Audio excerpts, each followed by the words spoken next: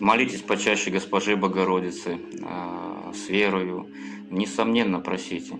Когда мы что-то просим у Матери Божией, мы и говорим, что вот видишь, Госпожа Богородица, ты же знаешь мое сердце, хоть я и грешный человек, но насколько умею, люблю тебя, так же и ты, Госпожа Богородица, насколько ты дивная и славная, насколько сильно ты любишь Сына Своего возлюбленного и Господа Твоего Иисуса Христа. Вот ради этой любви, ради Господа нашего Иисуса Христа, подай мне вот и просите, что хотите.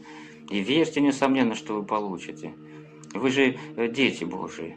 Как же Матерь Божия, она же мама ваша всех, и наша мама. Как же она не услышит?